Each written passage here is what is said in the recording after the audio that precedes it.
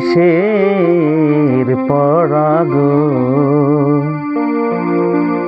ও দাইমা কিছুই ভালো লাগে না আমার দাইমা দাইমা গো।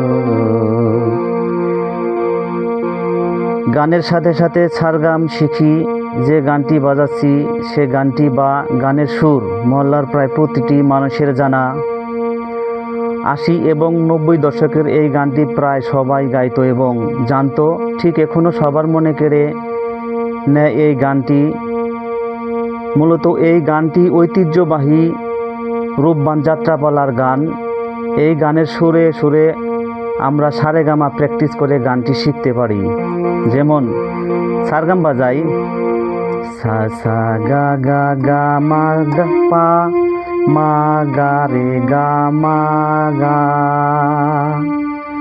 গা মা পা ধা নি সা নি ধা পা ধা নি ধা পা মা গা রে সা সা গা রে গা সা রে সা।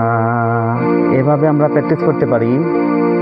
আবার প্র্যাকটিস করি, সা সা গা গা গা মা পা পা মা গা রে গা মা গা গা মা পা ধা নি সা নি ধা পা ধা নি ধা পা মা গা রে সা সা গা রে গা সা রে সা।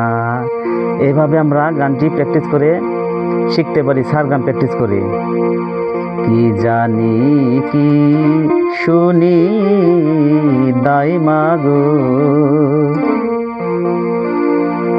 ও দাইমা কি শুনিলাম আমি গো আমার দাইমা দাইমা গো।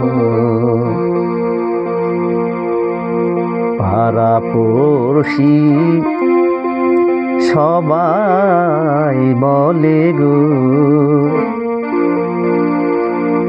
ও রূপবান তোমার হবে বলি গো আমার দাইমা দাইমা গো।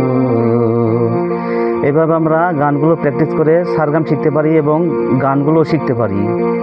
কিসের লেখা কিসের পড়া গো ও দাইমা কিছুই ভালো লাগে না আমার দাইমা দাইমা গো। এই যে এখানে যে স্বরটি দেখা যাচ্ছে সেই স্বরটি কোমল স্বর ব্যবহার করা হয়েছে।